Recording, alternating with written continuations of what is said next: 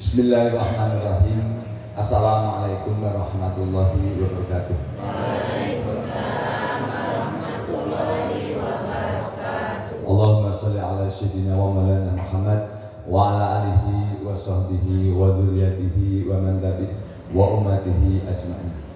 Rabbi zidni ilma warzuqni fahma, Rabbi shrah li sadri wa yassir li amri wa hlul 'uqdatam min lisani yafqahu qawli. Amin ya rabbal alamin.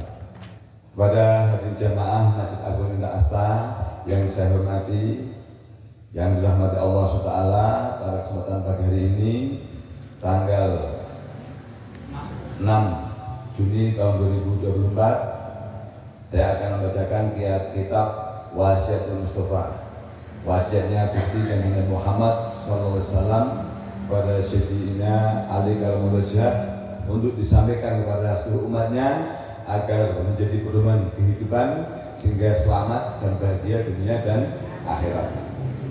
Halaman 30 di perihal tentang keutamaan sifat dermawan dan kehinaan bagi sifat kebahilan. Sifat kikir, lawannya dermawan adalah kikir bahil. Ini saya bacakan. Ya Ali, wahai Ali, as-seho itu kedermawanan. Jadi sifat orang yang dermawan. Qaribun itu dekat, minallah itu dekat kepada Allah. Jadi sifat dermawan itu dekat kepada Allah Subhanahu wa ta'ala. Kemudian qaribun min rahmatihi, dan sangat dekat dengan rahmatnya Allah Subhanahu wa ta'ala. Jadi orang dermawan itu makanya tidak mungkin susah. Kenapa? Dekat sama Allah, dekat sama rahmatnya Allah Subhanahu wa ta'ala. Ba'idun min adabihi, dan jauh dari adab.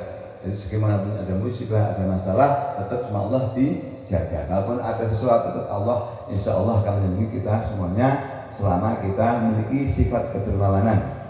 Sampai hadis Nabi menyampaikan, jadi peliharalah dari adab Allah Taala, adab dunia dan akhirat, walaupun dengan separuh biji kurma.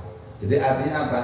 Jadi sifat untuk kita memberi orang lain itu sekemampuan kita. Makanya saya menyampaikan punya bala-bala dua, kahis temannya. Jadi artinya sampai itu. Jadi sampai separuh biji kurma. Itu kan mohon maaf, semiskin-miskinnya orang. Jadi sampai suruh separuh biji kurma saja kita untuk beribadah. Jadi jangan pernah mengkerdilkan diri kita. Saya kan orang nggak punya. Itu terus kalau itu di kepala sama hati kita selamanya tidak akan pernah berbuat karena merasa kita tidak orang miskin. Jadi kita mengkayakan diri itu hati kita. Kalau hati kita kayakan bahwa saya harus memberi sekemampuan kita kepada siapa, orang kerabat. Jadi tidak harus orang lain, kerabat terdekat, orang tua kita, sepupu kita, siapapun yang terdekat. Jadi nggak usah jauh-jauh. Kenapa? Kalau jauh-jauh itu malah tidak tepat sasaran, tidak sesuai dengan perintahnya Gusti Allah dan Kanjeng Nabi. Dan wal bahilu, dan pelit atau kikir, bahidun minallah, jauh dari Allah. Kalau kikir jauh dari Allah.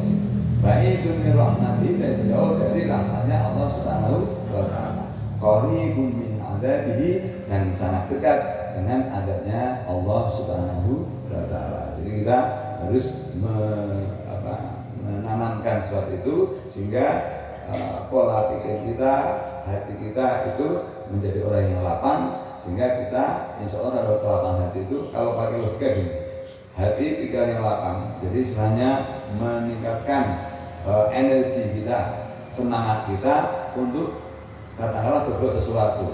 Jadi orang itu kalau lapang hati, lapang pikiran, otak lebih cerdas. Kenapa? Saya makanya sering menyampaikan bahwa sebenarnya kalau prinsip saya gitu, jadi orang itu nomor satu itu pertanyaan keyakinan. Maksudnya dia yakin bahwa ketika saya memberi, karena itu sudah menjadi nasihat Allah, pasti Allah SWT akan melapangkan, akan memberikan rahmat. Itu pola pikir kita. Itu kan dengan sendirinya keyakinan kuat. Nah, ketika punya keyakinan kuat demikian, akhirnya apa?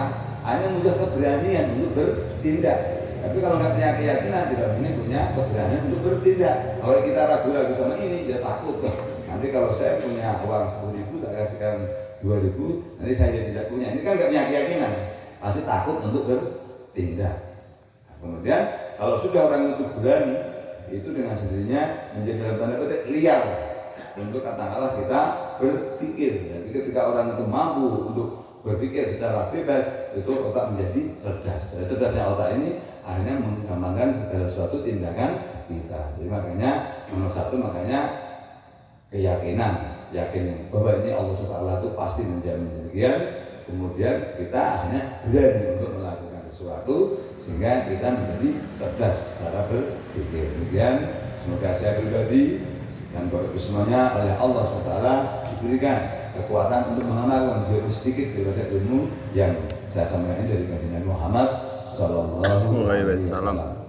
Billahi taufiq, wassalamualaikum warahmatullahi wabarakatuh.